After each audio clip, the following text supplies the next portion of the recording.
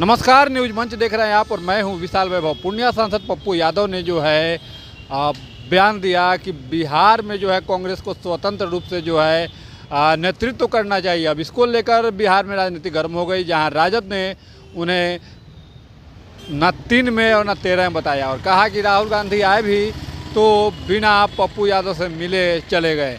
तो कहीं ना कहीं राजद ने जो है जोरदार हमला बोला है, तो वहीं जदयू और बीजेपी ने भी जो है इसको लेकर अपनी प्रतिक्रिया व्यक्त की है। तो क्या कुछ पूरा प्रतिक्रिया रहा है पप्पू यादव के इस बयान के बाद, आपको छोड़ जाते हैं सभी के प्रतिक्रियाओं के साथ। बने रहिए न्यूज मंच के साथ।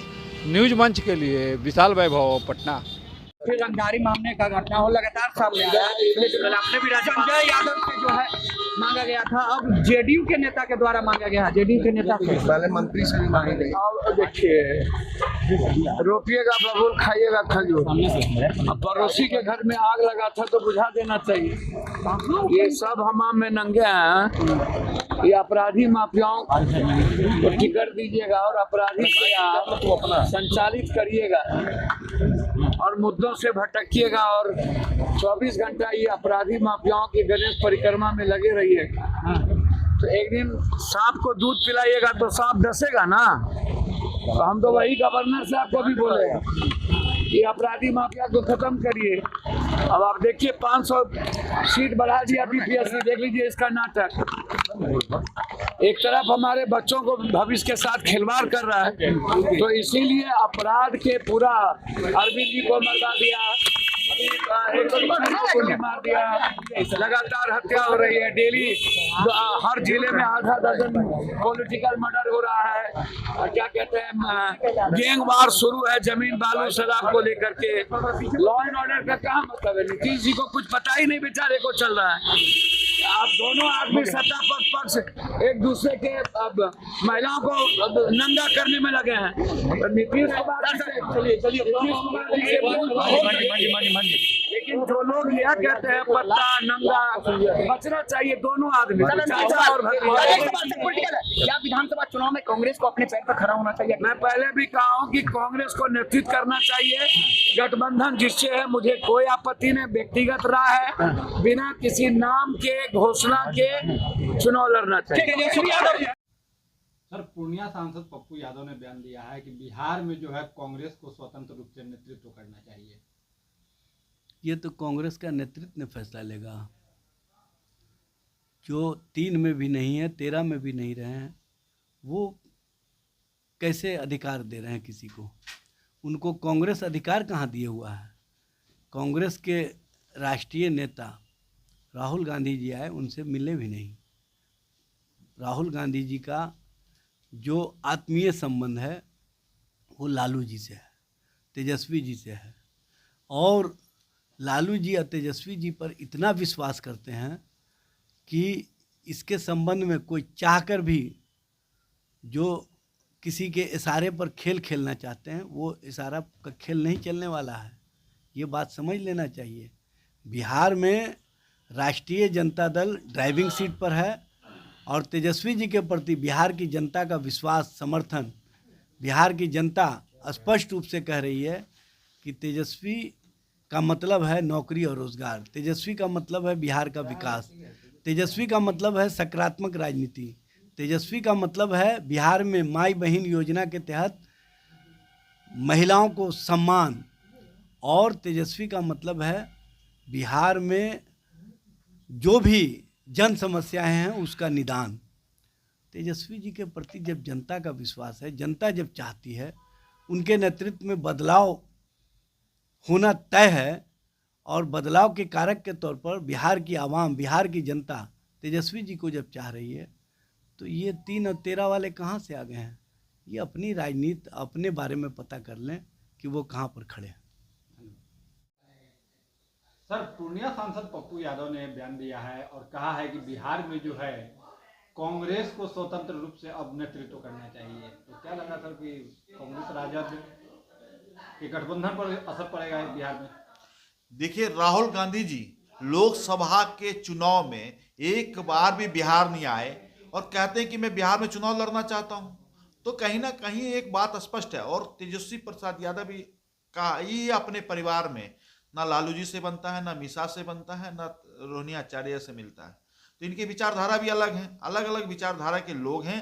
इनको बिहार की जनता से कुछ भी नहीं लेना देना। राहुल गांधी जी आए, बिहार से में आए, मौज मस्ती करके चले गए। लेकिन सर पप्पू यादव का जो बयान है, तो क्या लग रहा है सर, कांग्रेस राजद के गठबंधन पर असर पड़ेगा क्या? कांग्रेस को क्या वाकई में नेतृत्व करना चाहिए? राष्ट्रीय जनता दल ने ठीक कहा, पप्पू यादव ने 3 ना 13 में, लेकिन पूर्णिया की जनता ने उनको निर्दलीय चुनाव जिताकर दिखाने का भी काम किया। तो लालू जी को कहीं ना कहीं लगता है कि पप्पू यादव तेजस्वी से बढ़िया नेता, यादवों का नेता, अपने समाज का नेता वो बन सकता है। लेकिन लालू प्रसाद यादव जी अपने पुत्र मोह के कारण तेजस्वी जी को यादव का नेता बनाना चाहते हैं। लेकिन बिहार की जनता एक समाज की नेता नहीं, बिहार की जनता चाहती है कि 13 करोड़ जनता का जो नेतृत्व करे वो माननीय मुख्यमंत्री नीतीश कुमार ही कर सकते हैं। और जनता ने चुनने का भी काम किया लगातार। आज 20 सालों से बिहार की जनता ने नीतीश कुमार को चुना है। सर पूर्णिया सांसद पप्पू यादव ने बयान दिया और कहा कि जो है सत्ता पक्ष और विपक्ष जो है महिलाओं को नंगी करने में लगी हुई है। दरअसल ये इंडी गठबंधन वाले लोग, जिसका आपस में कोई तालमेल नहीं है, विचारों में भी समानता नहीं है, कार्यों में भी समानता नहीं है, ये बेमेल जोड़ी कब तक चलेगा आखिर? कांग्रेस के लोग कुछ और बोलते हैं, आरजेडी के लोग कुछ और बोलते हैं। तो दरअसल इनका फितरत है, आपस में इन लोगों का कभी मेल नहीं हो सकता। ये मतलब के लिए गठबंधन बनाते हैं, मतलब निकल गया तो पहचानते नहीं। तो क्या लग रहा है सर, जिस तरह से उन्होंने बयान दिया है कि कांग्रेस को जो है नेतृत्व करना चाहिए, स्वतंत्र रूप से अब नेतृत्व करना चाहिए, तो क्या लग रहा है वाकई में कांग्रेस को अब नेतृत्व करना चाहिए?